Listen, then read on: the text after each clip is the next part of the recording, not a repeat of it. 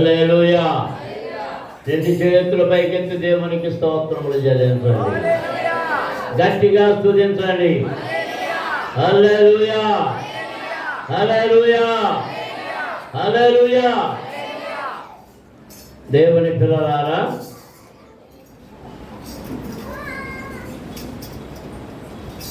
మరి పాత్రమ్మ గారు చెప్పింది కదా, గురువారం ఉదయం 9:30 గంటలకు మన కొల్లి నాగమణి తన భర్త రమేష్ గత వారంలో ప్రభు సన్నిధికి చేరినందుచేత ఆదరణ కూడిక గురువారం జరుగుతూ ఉంది. దానికి అందరూ వాళ్ళ కూడి రండి. కూడికి వారి ఇంటి దగ్గర జరుగుద్ది. అది కూడిక భోజనాలు కూడా ఇక్కడ పెట్టాలనుకుని మా సుబ్బారావు అనుకున్నాను, కానీ మరి నాగమణి దాని ఇంటి దగ్గర కూటం జరగాలని కోరుకుందని చెప్పాడు. రమేష్ ఉండగానే కూటం పెట్టించుకోవాలని అనుకున్నాడట. కానీ దేవుని పిలుపు తొందర చేయడం వల్ల ఆయన ఆ దీవెన పొందుకోలేకపోయాడు. అందరూ పాఠం నేర్చుకోవాలి. దేవుడు నీకు సమయం ఇచ్చినప్పుడే అన్నిటినీ పూర్తి చేసుకోవాలి. దేవుడు నీకు చేసిన మేలు కోసం నువ్వు ఎంతగా కృతజ్ఞతలు బాకీ ఉండిపోయావో అది నీకు తెలియడం లేదు. హిమాలయ పర్వతాలంతగా పేరుకుపోయింది నీ బాకీ, ప్రతివారి బాకీ సంఘములో.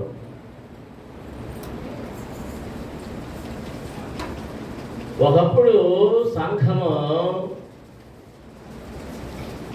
చిన్నగా ఉన్నప్పుడు కూడికలు పెట్టడానికి మాకు సమయం సరిపోయేది కాదు. ఒక్కోసారి ఒకే రోజున 2 కూడికలు పెట్టవలసి వచ్చేది. జూన్ నెల స్కూళ్ళు ప్రారంభమవుతాయి అనగా మే నెల మధ్యలో నుండి ప్రారంభమయ్యేది. పిల్లలు స్కూల్కి వెళ్ళిపోతామండి, ప్రార్థన పెట్టాలి. ఇప్పుడు స్కూల్ ప్రారంభం లేదు, ముగింపు లేదు, ప్యాసో లేదు, ఫీజు లేదు, ఏమీ లేదు. కృతజ్ఞత చెల్లించడం మర్చిపోయారు. ప్రభు దగ్గరికి 10 మంది కుష్ఠరోగులు, ప్రభువా మమ్మల్ని శుద్ధి చేయి అని అడిగారు. ఒరే మీరు బాగుపడ్డారు కొంటారా అన్న. మోషే నియమించిన ప్రకారముగా మీ దేహములో యాజకునికి కనపరుచుకొని అక్కడ మీరు చెల్లించవలసినటువంటి నియమం ప్రకారంగా చెల్లించవలసిన వాటిని చెల్లించరండి అన్న. ఎంతమంది చెప్పాలి? 10 మంది. ప్రభు దగ్గరికి ఎంతమంది వచ్చారో తెలుసా? ఒక్కడే.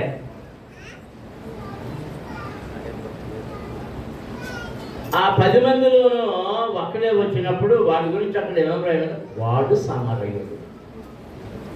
ఎవరంతా అని మిగిలిన ఎవరు అనమాట? వాళ్ళందరూ యూదులే.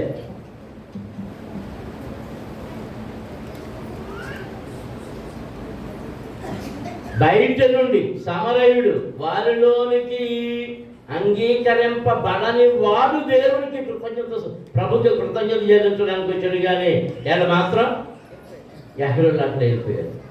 ప్రభు అన్నాడు, మిగిలిన 9 ఎక్కడ? గురువారం రాత్రి కూడా మీ గురించి పరలోకంలో ఇదే ప్రశ్న వచ్చి ఉంటుంది. వారెక్కడ?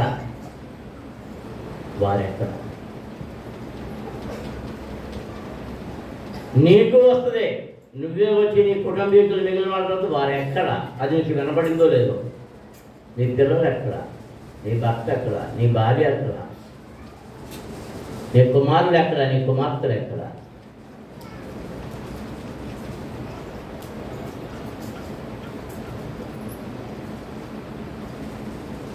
ఇలా ప్రార్థన చేయించడానికి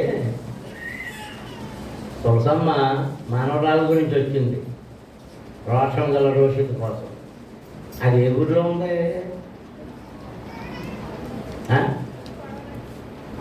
మూలికోడాలి. ప్రార్థన ఎక్కడ చేయించింది? యా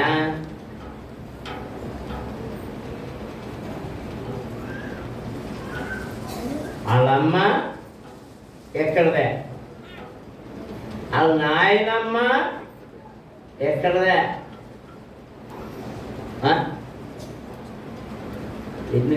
ఎంతగా ఉంది ఇదో నర్సయ్య గారు కూతురు మనవరాలు. ఇప్పుడు ఆ పిల్ల కూతురు మనవరాలు, వెంకటలక్ష్మి మనవరాలు.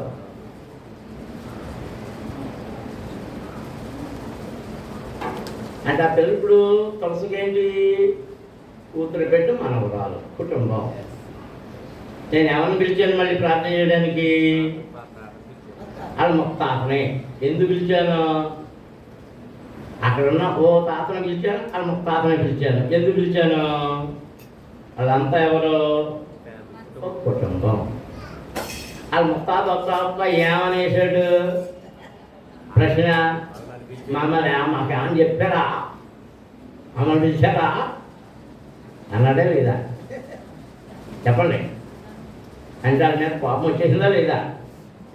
మరి ముత్తాతకి ఎంత కోపం వస్తే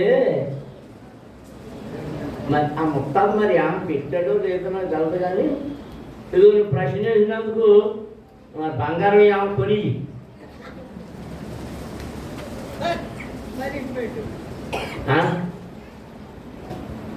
మరి మనకు అన్నింటి ఇచ్చిన దేవుడి ప్రశ్నేడా? దేవుడి ప్రశ్న వేస్తాడు. నీ తల్లి గర్భంలో నిన్ను పిండముగా రూపించాడు. ఏ వంకరా లేకుండా నీకు శ్రేష్టమైన అవయవాలు ఇచ్చాడు.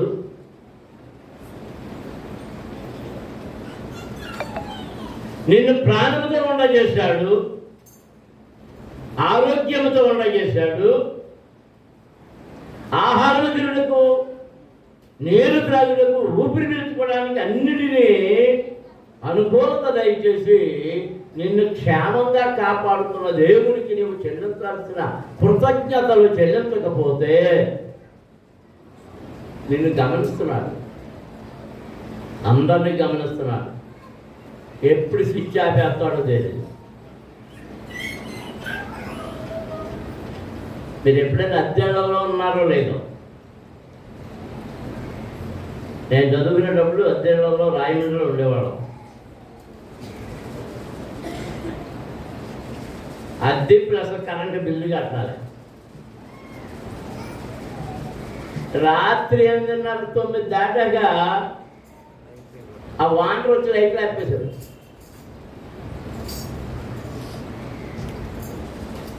కరెంటు బిల్లు ఎంత కష్టాల్లో కట్టించుకునేవారు. కానీ టైం ప్రకారం నీళ్లు కూడా టైం ప్రకారం మీరు 8 గంటల లోపల పట్టుకోవాలి నీళ్లు. పట్టుకోండి. అదే అద్దె ఇంట్లో మన మనుషుడే నీకు అన్ని రూల్స్ పెడితే ఉచితంగా అన్ని ఇచ్చిన దేవుడు నువ్వేం చేస్తున్నావో గమనించడా? గమనిస్తాడు. దేవుని నుండి మేలు పొందగోరే వారెవరు? ఏది చూపించండి. కీర్తనల గ్రంథంలో ప్రశ్న ఉంది. మేలు నందుచు బ్రతుకగోరు వాడెవడైనా ఉన్నాడా? ఉందా లేదా? మేలు నందుచు అనేక దినముల బ్రతుకగోరు వాడెవడైనా ఉన్నాడా? వాడు ఏం చేయాలి? ఏం చేయాలి? చెడ్డ మాటలు పలకకుండా నీ నాలుకను, కపటమైన మాటలు పలకకుండా నీ పెదవులను కాచుకొనుము. కీడు చేయడం అని మేలు చేయము. సమాధానము వెతికి దానిని వెంటాడుము. యెహోవా దృష్టి ఎవరి మీద ఉంది? చెప్పాలందరూ. యెహోవా దృష్టి ఎవరి మీద ఉంది? నీతిమంతుల మీద ఉన్నది. అందరూ దేవునికి స్తోత్రం జరుగుతుంది. హల్లెలూయా. అంటే ఆయన దృష్టి నీతిమంతుల మీద ఉన్నప్పుడు నీతిమంతులకు ఏ శోధన ఏ కీడు రాకుండా ఆయన కాచి కాపాడుతున్నాడు. మలాకీలో మనం చదివితే యెహోవా తన దృష్టి లోకమందంతటా సంచారం చేస్తుంది. యెహోవా యందు భయభక్తులు గల వారి మీద తన కృప చూపించడానికి, తన కరుణ చూపించడానికి. దేవునికి స్తోత్రం. హల్లెలూయా. మనం దేవుడిచ్చింది పొందుకొని పీకల దాకా తినేసి ఆ టీవీ చూస్తావా అని చివరిగా ఆ బొసై మిగులుతుంది, ఆ గోలక. జాగ్రత్త. దేవుని అలక్ష్యము చేయకండి. మనుషులను అలక్ష్యము చేసిన దేవుని అలక్ష్యము చేయరాదు. దేవునికి స్తోత్రం. దేవుని వాక్యములోనికి వెళదాం. ప్రకటన గ్రంథంలో 2వ అధ్యాయం. ఈరోజు ప్రత్యేకంగా ఒక సంగతిని జ్ఞాపకం చేయడానికి, హెచ్చరించడానికి సంఘం బిడ్డలందరూ జాగ్రత్తగా వాక్యాలను మీ హృదయంలో పెట్టుకోవాలి, వినాలి. మీరు ఎంతటి తప్పుడు మార్గాల్లో ఉంటున్నారో దాన్ని అర్థం చేసుకోవాలి. 18వ వచనం నుండి 23వ వచనం వరకు చదువుతాం.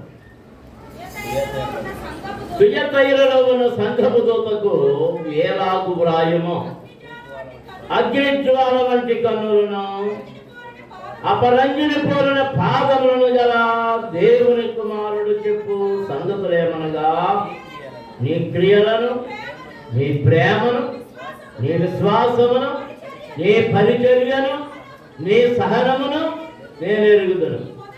నీ మొదటి క్రియల కన్నా కడపడి క్రియలు మరి ఎక్కువైనవని ఎరుగుదును. అయినను నీ మీద తప్పు ఒకటి మోపవలసి ఉన్నది. అదేదనగా, తాను ప్రవక్తినని చెప్పుకొనుతున్న యెజెబెలు స్త్రీని నీవుండగించుతున్నావు. జారత్వము చేయుటకును, విగ్రహములకు బలి ఇచ్చిన వాటిని తిరుగుటకును, అది నా దాసులకు బోధించుతూ వారిని మోసపరుచుతున్నది. మారు మనసు పొందినకు నేను దానికి సమయం ఇచ్చితిని గాని అది తన జారత్వం విడిచిపెట్టి మారు మనసు పొందనలదు.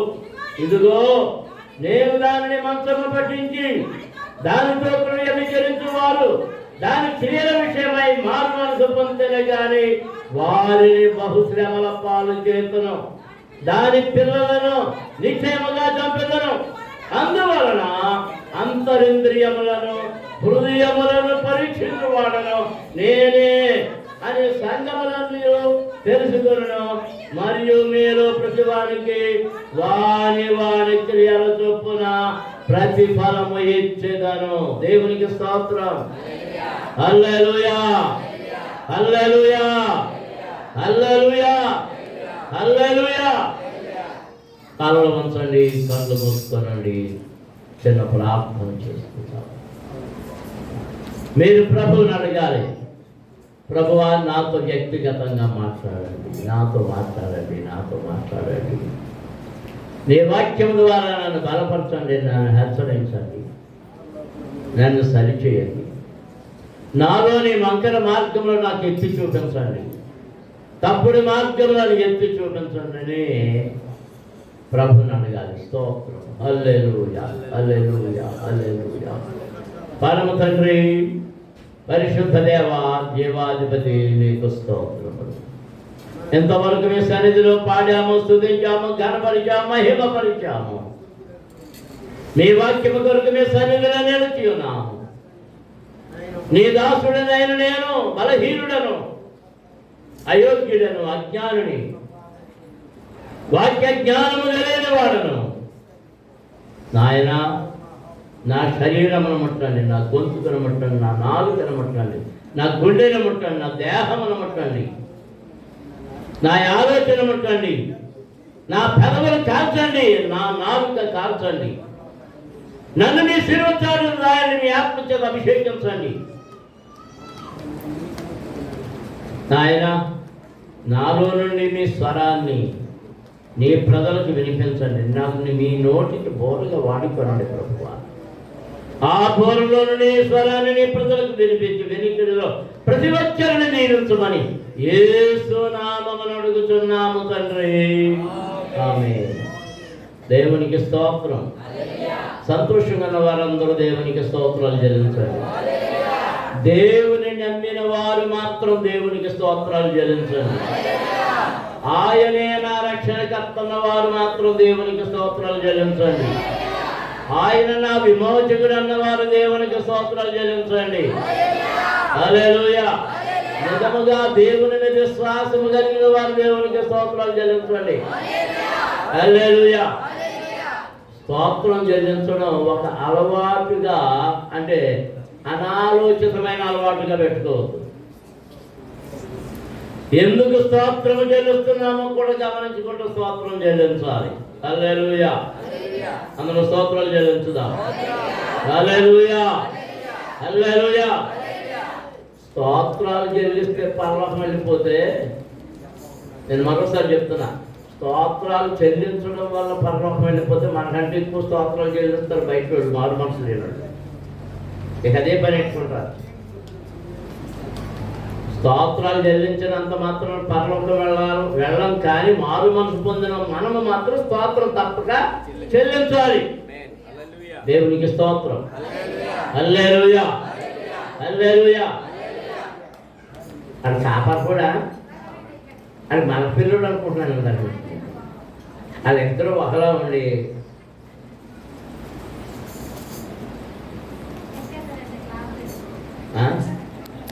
అదే ట్రిప్లో పెట్టలేదా, మరి అది పీకేసారా?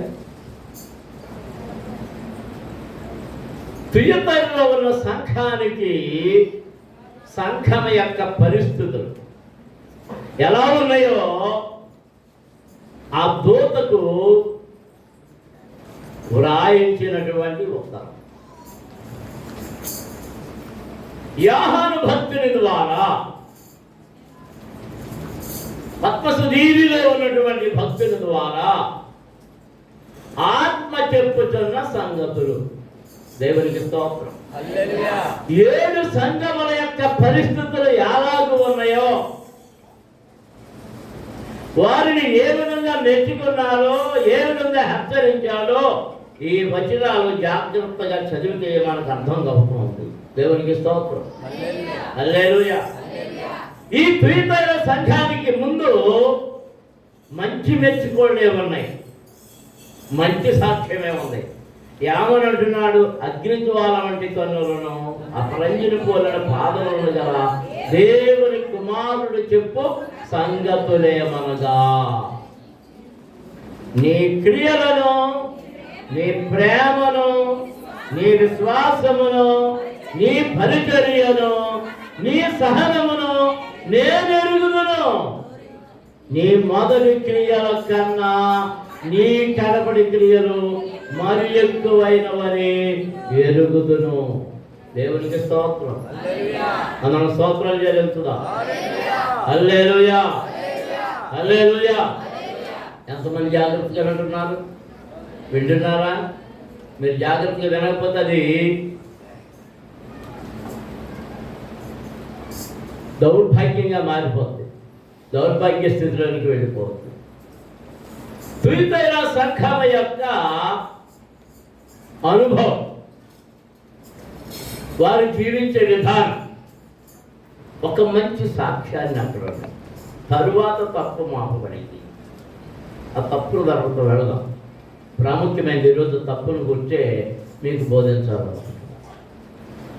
ప్రభు అంటున్నాడు, నీ క్రియలను నేను ఎరుగుదును, నీ ప్రేమను నేను ఎరుగుదును, నీ విశ్వాసమును నేను ఎరుగుదును, నీ పరిచర్యను నేను ఎరుగుదును, నీ సహనమును నేను ఎరుగుదును. దేవునికి స్తోత్రం.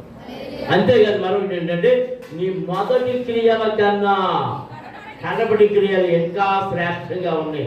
మొదటి క్రియలు ఎలా ఉన్నాయో అంతకంటే రెట్టింపు రెట్టింపు రెట్టింపు రెట్టింపు చేసుకుని వెళ్తున్నావు. నీ క్రియలు శ్రేష్టంగా ఉన్నాయి, నీ పరిచయం శ్రేష్టంగా ఉంది, నీ సహనం పెరిగింది, నీ ఓపిక పెరిగింది. దేవునికి స్తోత్రం. హల్లెలూయా. వదిలేయండి ఆడపోతే మీరు నాకు ఇబ్బంది పెట్టేస్తున్నారు.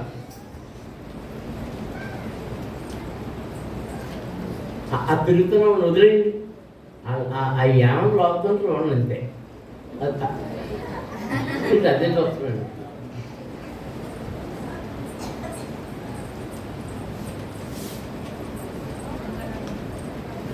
ఏమి అడుగుతున్నట్టు ఆయన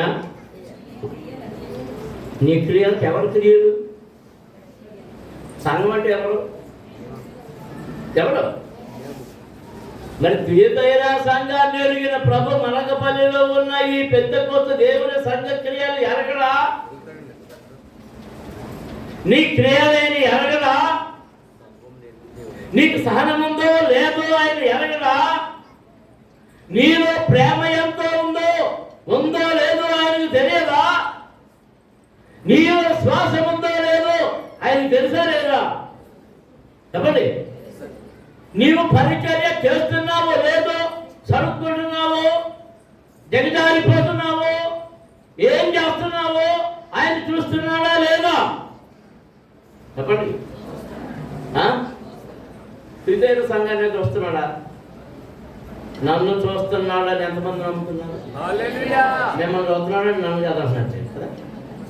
నన్ను అన్నవాళ్ళు చేయొచ్చు చూపుతాడు, చెయ్యొచ్చు చూపించుకోమన్నాను నేను.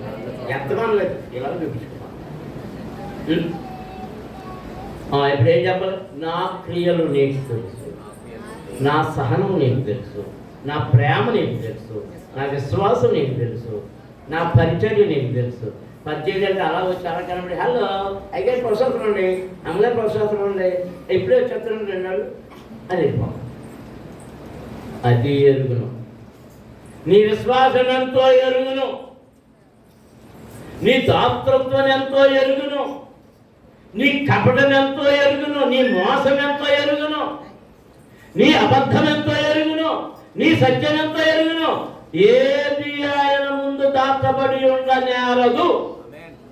దేవునికి స్తోత్రం. హల్లెలూయా. మీరు ఎవరినైనా పలకరించింది ప్రేమతో పలకరించావో, కపటపు ప్రేమతో పలకరించావో దేవుడు ఎరుగును. నీ సహనం నిజమైన సహనమో కపటపు సహనమో దేవుడు ఎరుగును. దేవునికి స్తోత్రం. అందరూ స్తోత్రాలు చెల్లించండి. హల్లెలూయా, హల్లెలూయా, హల్లెలూయా, హల్లెలూయా. చాలా స్పష్టంగా చెప్తున్నాడు, చాలా స్పష్టంగా, చాలా స్పష్టంగా. 7 సంఘముల యొక్క క్రియలను గురించి ఆ దూతలతో చెప్తున్నాడు. నీ కులుకుపాట్లు పడే పరిస్థితి కూడా తెలుసు. కళ్ళజోడెట్టుకుని కులుపాటు పక్కన కొంటుంది, కళ్ళజోడు వారిని జాగ్రత్త. పిల్లలంతా చూడద్దు మీరు ఎవరో, ఇటు నా వైపు చూడండి, వాక్యాన్ని వినండి. 20వ వచనంలో ఏమంటున్నాడు? ఇప్పుడు అయినను ఎంత భక్తి ఉన్నా, ఎంత ప్రేమ ఉన్నా, ఎంత విశ్వాసం ఉన్నా, ఎంత సహనం ఉన్నా, ఇన్ని మంచి క్రియలున్నా, ఎంత పరిచర్య ఉన్నా, నీ మీద తప్పు ఒకటి మోపుతున్నాను. ఏం మోపుతున్నాడు? చెప్పాలి అందరూ. తప్పు. తప్పు. ఆ తప్పు మన మధ్యలో కూడా ఉన్నది. ఈ మధ్యాహ్న సమయంలో సంఖ్యమును హెచ్చరిస్తూ ఉన్నాడు దేవుడు. పరిశుద్ధాత్ముడు నిన్ను హెచ్చరిక చేస్తూ ఉన్నాడు. దేవునికి స్తోత్రం. ఏంట తప్పు? ఏమనగా తాను ప్రవక్తినని చెప్పుకుంటున్న యెజెబెలు అనే స్త్రీని నీవు ఉండనిచ్చుతున్నావు. దేవునికి స్తోత్రం. హల్లెలూయా. ఒక స్త్రీ ఉంది, ఆమె యెజెబెలు. ఆమె ఏమని చెప్పుకుంటుంది? నేను ప్రవక్తనని చెప్పుకుంటుంది. ఆమె ఏం బాధ చేస్తుంది? ఏం బాధ చేస్తుందట? జారత్వము చేయుటకును విగ్రహములకు బలి ఇచ్చిన వాటిని తిరుగుటకును అది నా దాసులకు బోధించుదు, వారిని మోసపరుచుతున్నది. ఎవరికి బోధ చేస్తుందంట? సేవకులకే. సేవకులకే బోధ చేస్తుంది. దేవునికి స్తోత్రం. హల్లెలూయా, హల్లెలూయా, హల్లెలూయా, హల్లెలూయా. మీరు చూసారు ఎలాంటి ప్రవక్తలను? Lady profits. కొరియా దేశంలో ఒక భయంకరమైన ప్రవక్త బయలుదేరింది. నేను యేసుక్రీస్తును. ప్రపంచవ్యాప్తంగా సంఘాలు ఏర్పడుతున్నాయి. నన్ను కొంతమంది ఈ ఫేస్బుక్లోనూ వాటిలోనూ మేము కొరియా నుంచి మాట్లాడుతున్నాం, మీరు క్లాసు జరపండి అంటుంటుంటారు. నేను కొన్ని ప్రశ్నలు వేసిన తర్వాత నాతో మాట్లాడతాను. నా చెయ్య ఊరుకోదు, నా నోరు ఊరుకోదు. ఎందుకు తెలుసా? దేవుని కొరకు నియమింపబడిన వాడు, దేవుని కొరకు రోషము కలిగిన వాడు, దేవుని కొరకు ప్రయాసపడుతున్నవాడు, తప్పుడు వాటిని ఖండించడానికి దేవుడు తన వాక్యమని రెండొంతులు కలిగిన ఖడ్గాన్ని నా చేతిలో పెట్టాడు. దేవునికి స్తోత్రం. హల్లెలూయా, హల్లెలూయా, హల్లెలూయా, హల్లెలూయా. ఆమె సంఘంలో కొరియాలో కొన్ని లక్షల మంది ఉన్నారు. ఈ భారతదేశంలో ఆంధ్ర రాష్ట్రంలో చాలా మంది క్లాసులు పెడతా, వాళ్ళు ఏం డబ్బులు పంపుతున్నారు, ఏం క్లాసులు పెడుతున్నారు. ఇవన్నీ ఎందుకంటే సంఘమును సమకూర్చుకోవడానికి, వాళ్ళు సంఘాలను సమకూర్చుకోవడం కోసం సంఘాలను ఏర్పాటు చేయడం. ఎవరి పేరు మీద? ఆ ప్రవక్త పేరు మీద, ఆ ఆడ ప్రవక్త పేరు మీద. దేవునికి స్తోత్రం. 3-4 రోజుల క్రితం ఒక వీడియో చూశాడు. హైదరాబాద్లో వెలిసింది ఒక మహాతల్లి. కొత్తదే, మా గుంతల్లి కంటే చిన్నదేమో. ఇప్పుడు 300 మంది యవనస్తులు ఆమెకి బ్రహ్మరథం పట్టేస్తున్నారు. కూడా ఉండి ఓ జైలు కొట్టేస్తున్నారు. మీ యూట్యూబ్లోనూ కూడా కనపడుతుంది, చూడండి. గౌన్లు వేసుకుంటుంది, కాసేపు కుర్చీ మీద కూర్చుంటుంది, కాసేపు సోఫా మీద కూర్చుంటుంది, కాసేపు అక్కడ కూర్చుంటుంది, కాసేపు ఇక్కడ కూర్చుంటుంది. నాతో ఓయ్ నువ్వు ఏం చేస్తున్నావురా, నీకు చెప్పిందేంటి నువ్వు చేస్తున్నావు.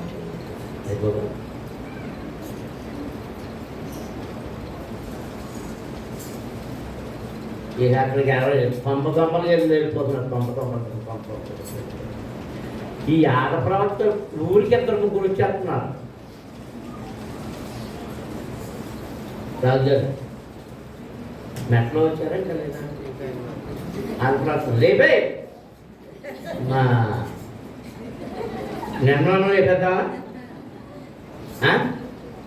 వెళ్ళిపోమ్మా, లేకపోతే ఆ అమ్మని లేపేద్దాం. మా అమ్మ రోజు శాసమ్మని వెళ్ళి ఎక్కడ నువ్వు మంచి తెల్లవాడి చీరలు కట్టేసుకుని మంచి కుర్చీ వేసుకొని కూర్చుని దేవుడు నాతో మాట్లాడుతున్నాడు, రండి ఎక్కడ కంటమే.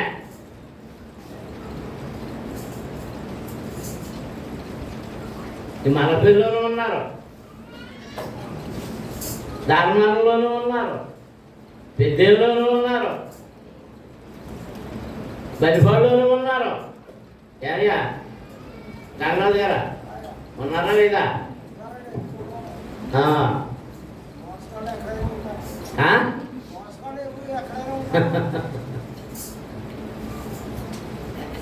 వీళ్ళు ఏం చేస్తున్నారట? దేవుని వాక్యములకు విరుద్ధమైన వాటిని నేర్పుతున్నారు. విగ్రహములకు బలి ఇచ్చిన వాటిని తిరుగును, జాగ్రత్తను చేయుటకును వారు ప్రేరేపిస్తూ ఉన్నారు.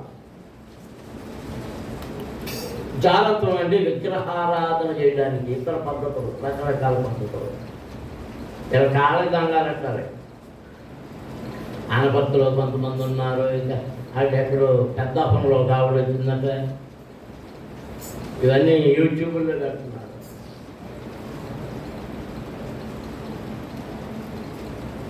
అందరూ అమ్మగారులు అయిపోతున్నారు. నేను అప్పుడప్పుడు మా పాత్రం కూడా ఈ అబద్ధ ప్రాంతంలో చెప్పేందుకు కూడా అనుకున్నాను.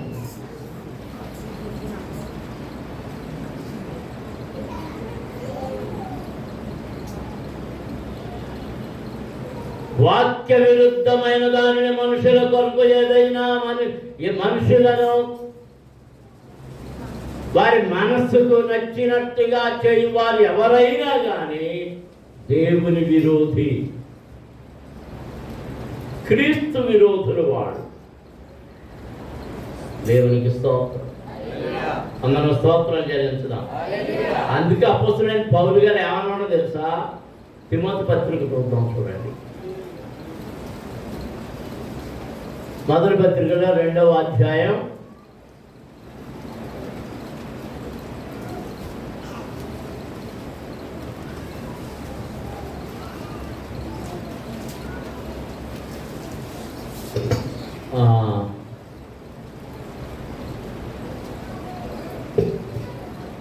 9వ వచనం చదువుదాం. మరియు స్త్రీలను అణుకవయు స్వస్థ బుద్ధి గలవారయ్యుండి తగుమాత్రపు వస్త్రముల చేతనే గాని జడలతోనైనను బంగారముతోనైనను ముత్యములతోనైనను మిగుల వెలగల వస్త్రములతోనైనను అలంకరించుకొనక దైవభక్తి గల వారమని చెప్పుకొని స్త్రీలకు తగినట్టుగా సత్క్రియల చేత తమ్మును తాము అలంకరించుకొనవలెను. దేవునికి స్తోత్రం. ఇది ఆ మధ్య ఒక 2 వారాల క్రితం 3 వారాల క్రితం ఈ వాక్యం జ్ఞాపకం చేసినట్టున్నాను. ఏమి పెట్టుకోకూడదు, ఏం చేయకూడతాను, ఇప్పుడు చదవబుద్ధి ఏం చేయగలుగుతాను, తీరు దేంతో అలంకరించుకోకూడదు, జడలతోనైనను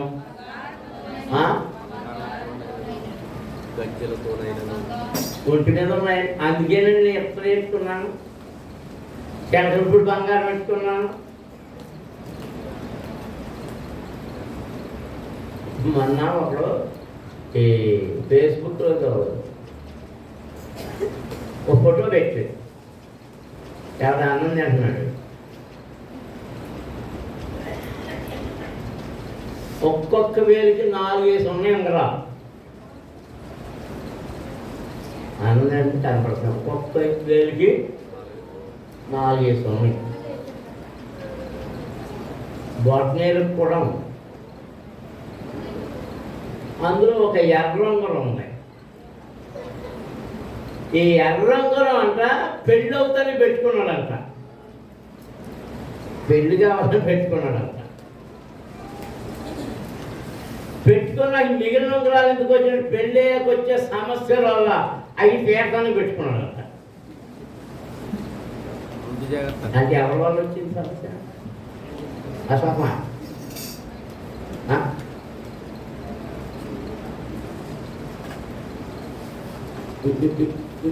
కాలం పెళ్ళైనోడికి అర్థం అవుతుంది. పెళ్ళి అవుతా లేదని పెట్టుకున్నాడు. పెళ్ళైన 4 ఏళ్లలోనే మళ్ళీ ఎన్ని ఉంగరాలు అట్టాల్సి వచ్చింది? 16 ఉంగరాలు అట్టాల్సి వచ్చింది. నా మాట ఏమన్నా అర్థమైందా?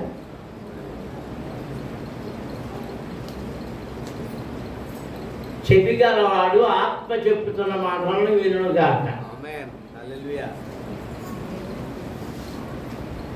దేవునికి స్తోత్రం. హల్లెలూయా హల్లెలూయా.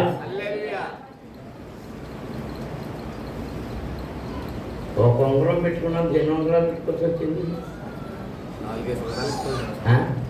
4-5 కాదు ఇయ్య బాబు. 4 ఉంగరాలు అంటుంటారు. 4-5 గంటలు పెట్టి లెక్కెట్టాను నేను. 17 ఉంగరాలు 18 ఉంగరాలు కనపడుతున్నాయి. ఎర్రదాన్ని మాత్రం అక్కడ మెన్షన్ చేశాడు, పెళ్లి కోసం పెట్టుకున్నాడు ఆయన. అతను పెళ్ళం వచ్చాక తిప్పలన్నీ తప్పడం కోసం పెట్టుకున్నాడు అంటే మీకు.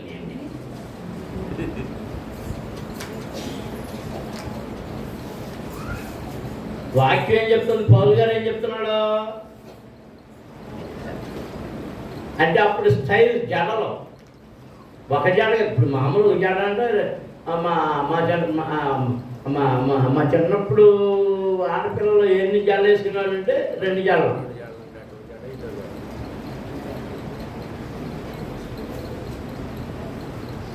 చైనాలో ఎన్ని జడలు వేసుకుంటారో తెలుసా? స్టైల్ 7 జడలు. అమెరికాలో బ్లాక్స్ ఉన్నారు, వాళ్ళు ఎన్ని జడలు వేసుకుంటారో తెలుసా? లెక్కట్లేము. ఆ జడలేసి మళ్ళీ అట్లా నల్లుతారు. ఇదేంటో నాకు అర్థం కాదు ఈ పెప్పలం. జడలతోనైనాను,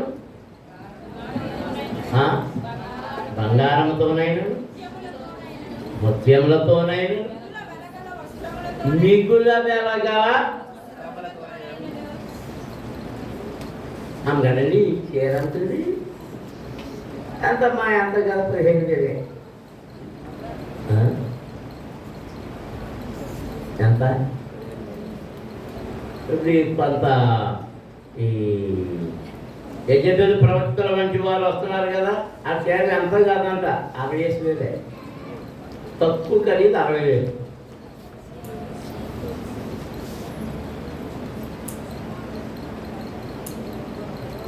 మిగుల వెలగల వస్త్రములతోనైనా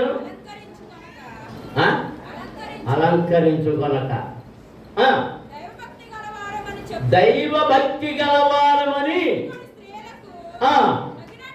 తగినట్టుగా సత్క్రియల చేత తమ్మును తాము అలంకరించుకొనవలెను. ఇది అలంకరణ, ఇది అలంకరణ. క్రైస్తవ స్త్రీల యొక్క అలంకరణ సత్క్రియలు. వెండి బంగారాలు కాదు, వస్తువులు కాదు, పువ్వులు ఇవి కాదు.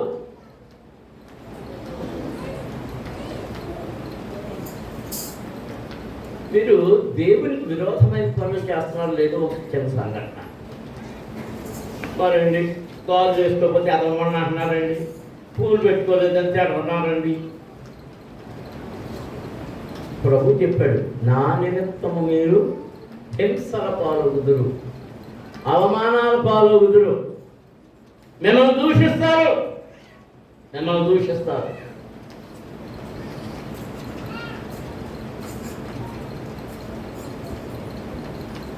పువ్వులు ఎవరు పెట్టుకుంటారు అని నేను మీకు 4-5 వారాల క్రితం చెప్పాను. హెచ్కల్ గ్రామంలో 8 దాన్ని చూపించాను.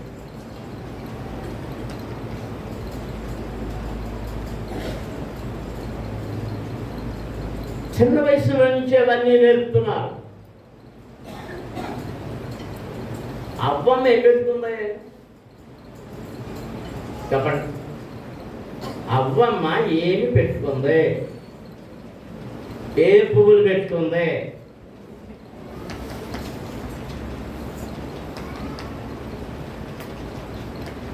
మా ఆవిడ పెళ్లి చూపులు కొత్తగా వెళ్ళినప్పుడు గుర్తు ఏం చెప్పాను, చెంపన ఎవరైతే గులాబీ పువ్వు పెట్టుకుని ఉంటారో వాళ్ళన్న.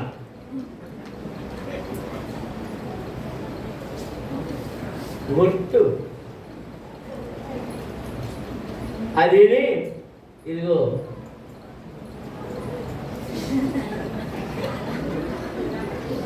ఎంత అంతరంగుడు, గాజు అంత చేతి దొరికే గాజు అనుకుంటుండే అంతరంగుడు. అయ్యి గుర్తు. మీరమ్మా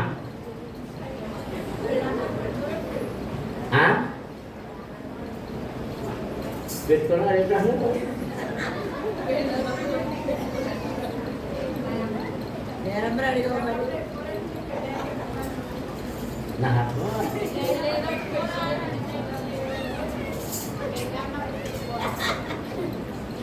నేను అదేనమ్మ చెప్తుంటా.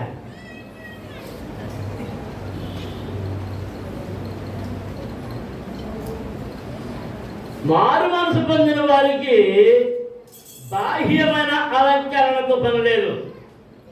దేహము అవమానపడకుండా ఉండడం కొరకు దేహమంతా వస్త్రము చేత కప్పబడాలి. దేవునికి స్తోత్రం. హల్లెలూయా. ఇప్పుడు పాపం డబ్బులు లేక, కొనుక్కుంటానికి డబ్బులు లేక కిటికీలు పట్టడం,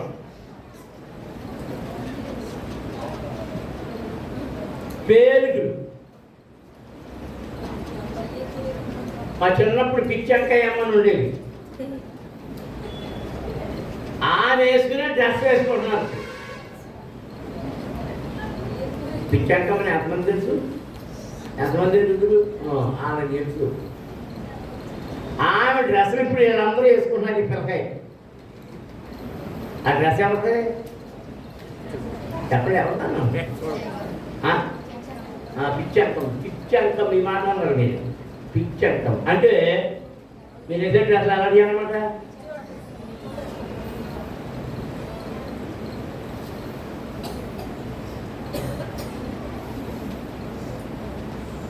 తగు మాత్రపు వస్త్రముల చేత బాహ్య అలంకరణకు మనము చోటియకూడదు. అంతరంగపు అలంకరణ, సత్క్రియలు, సత్క్రియలు అనే అలంకరణ చేసుకుని ఉండాలి. రెండవది ఆయన చెప్పింది ఏంటంటే, చదవండి 11వ వచనం. స్త్రీలు మౌనముగా ఉండి సంపూర్ణ విధేయతతో నేర్చుకొనవలెను.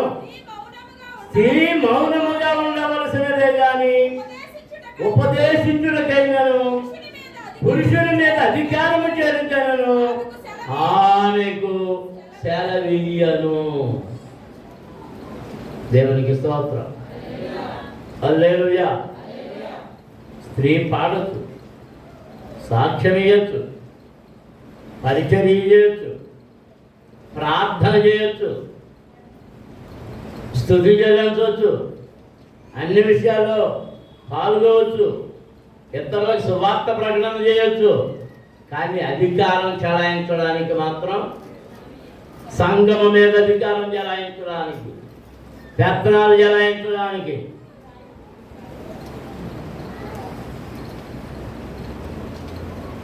అధికారం ఉన్నట్టుగా ప్రదర్శన చేయడానికి స్త్రీకు నేను అధికారమును ఇవ్వడము లేదు.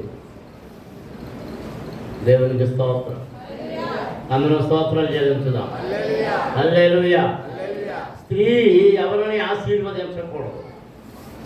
సంఘంలో ఆశీర్వాదపు వచనాలు అంటే ముగింపు ప్రార్థన తర్వాత ఏం చెప్పాలి? ఆశీర్వాదం. ఆశీర్వాదం ఎవరు చెప్పాలంటే దైవజనుడు ఒక్కడే చెప్పాలి, స్త్రీలు చెప్పకూడదు.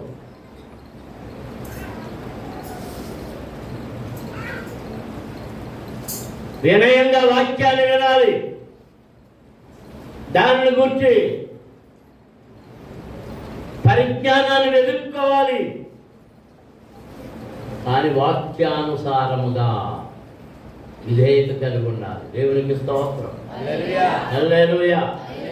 కొన్నిసార్లు దేవుడు స్త్రీకి ఎలాంటి అధికారం ఇస్తారంటే న్యాయాధిపతికి అధికారం ఇవ్వచ్చు, న్యాయం తీర్చడానికి.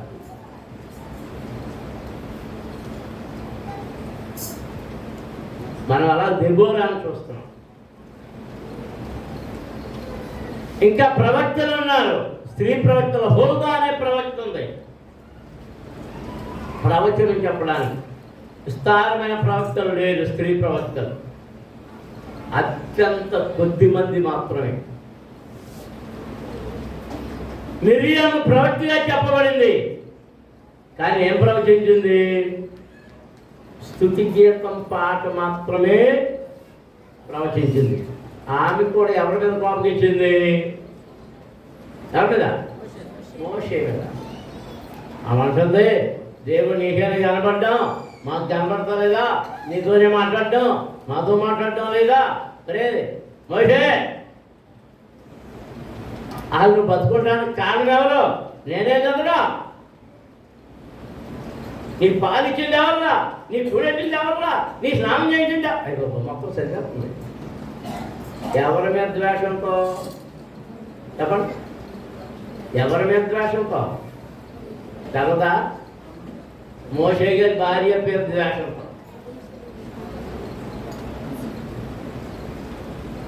దేవునికి స్తోత్రం, హల్లెలూయా.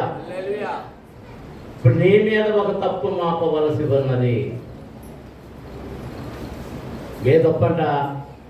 విగ్రహములకు బలి ఇచ్చు వాటిని తినుటకు ప్రేరేపిస్తున్న యెజెబెలు వంటి ప్రవక్తని నీ మధ్య ఉండనిస్తున్నావు. దేవునికి స్తోత్రం, హల్లెలూయా, హల్లెలూయా. నేను ముగించేస్తున్నాను. మీరు గుసగుసలు ఆడి వెళ్ళిపోతుంటారు. ఎవరితో? నాతో కాదు, ఎవరితో? మీ గుసగుసల ఫలితం తిట్లు తింటుందండి. చాలా తడుపుకోండి. సమస్త ప్రార్థనల గురించి తిట్లు తింటాయి. ఈ జనాభాల గొడవ గురించి తిట్లు తింటుంది. ఇంకా రకరకాలు నీ స్వంత ఆలోచనలు. మన ఎక్కడో ఏంటి గృహ శంకుస్థాపనకి ఎక్కడికి వెళ్ళేటప్పటికి అయిపోయింది అనుకోండి, అది ఏదో సంతే. అంటే మీకు ఎవరంటే భయం లేదు?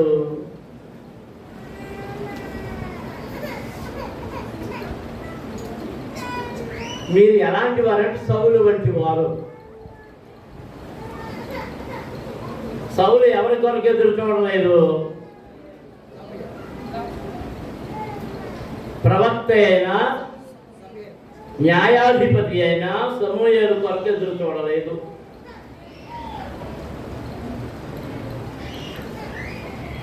సమూయేలు వచ్చన్నాడు, అయ్యా రే నడవరా, బరువులు అర్పించుదా అన్నాడు. నేనే ఉన్నాడు, అయ్యా అర్పించేసాం. మీరు ఇంకా రాలేదని, ఆలస్యమైందని, పిల్లలు స్త్రీలు తొందరపడుతున్నారని, వాళ్ళకి ఆకలి అయిపోతున్నాయని, అదని ఇదని ఆయన వచ్చినా చేసేది ఇదే కదా, దానికి మేమేం చేసేద్దామని బరులు అర్పించేసి చేసాం. బరులు ఎవరు అర్పించాలి? నియమించబడిన వాడే.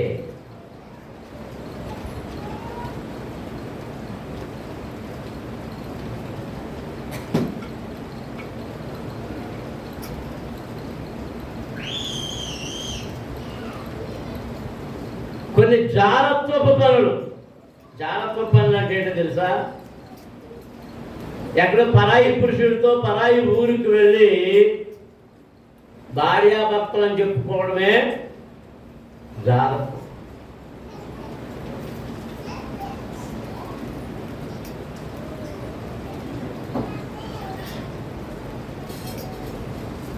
ఒక సంఘములో ఉండి సంఘ నియమాలు, సంఘ పద్ధతులు, ఆ రూల్స్ అన్నింటినీ ప్రక్కకు తోసి అనుకూలమైన వాటిని, నీకు నచ్చిన వాటిని, నీకు చక్కగా తోచుతున్న వాటిని తీసుకొచ్చి పెట్టి ఇది చేయడం జాగ్రత్తము.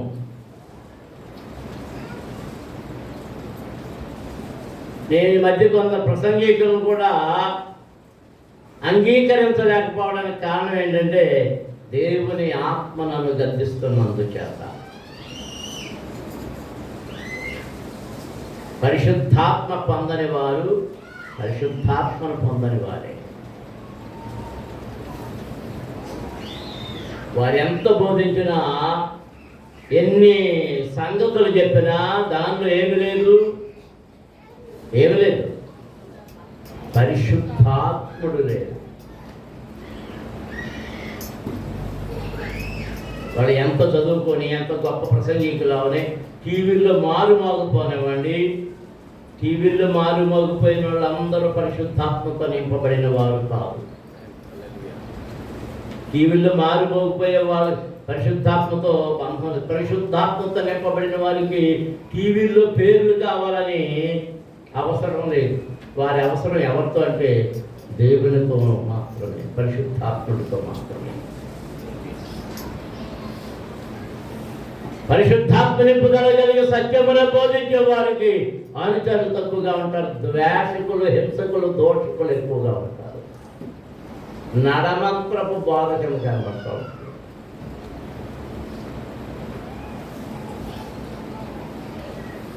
ధనము నశించేవారు అందరినీ ఆకర్షించుకుంటారు. నువ్వు గొప్పది వది నువ్వు ఇది అనేటప్పటికీ ఆ ధనం మీ దగ్గరికి చేరుతా ఉంది. ధనం ఎప్పుడైతే ఎవరి దగ్గరికి చేరుతుందో వారు దేవుని సేవకులు. విస్తారమైన ధనం చేసిన వారు దేవునితో ఉండలేరు. ధనముతో వారు, వారితో ధనం మాత్రం. వారు యెజబెలు వలె మారిపోతున్నారు. యెజబెలు వలె.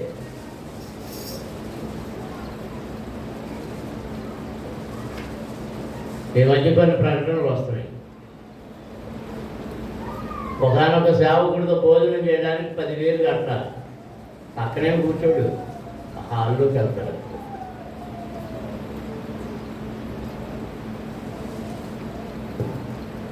ఆయన సంతకం పెట్టి బైబిల్ పొందాలంటే 1,00,000 రూపాయలు కట్టాలి. బైబిల్ అంతా కొన్ని ఇంకా ఖరీదంటే 2,000, 3,000 ఉంటుంది. పోనీ ఖరీదైన బైబిల్ అనుకుంటా. ఆ బైబిల్ పొందాలంటే ఇప్పుడు సంతకం ఖరీదు ఎంత అనమాట? 1,00,000 రూపాయలు. ఎందుకు పనికొస్తుంది? ఈ 1,00,000 రూపాయలు పెట్టుకుంటే ఏమన్నా మన బ్యాంకులో మారుతుందా? ఏమన్నా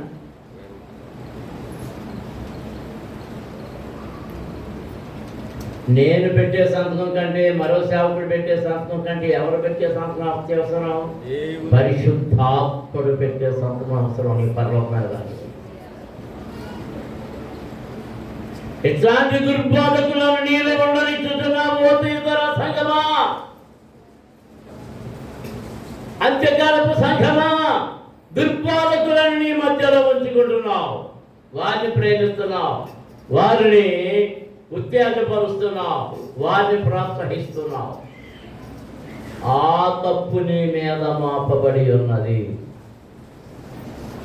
దేవుని పిల్లలారా, ఆ తప్పు మీ మీద లేకుండా ఉండినట్లుగా మిమ్మల్ని మీరు పరిశుద్ధపరచుకోనండి. మోకరించండి. దేవా, ఇదిగో నాలో ఈ తప్పును దాన్ని దేవుని దగ్గర ఒప్పుకో. మనుషుల దగ్గర ఒప్పుకోకపోయినా దేవుని దగ్గర ఒప్పుకో. సంఘములు ఒప్పుకోకపోయినా,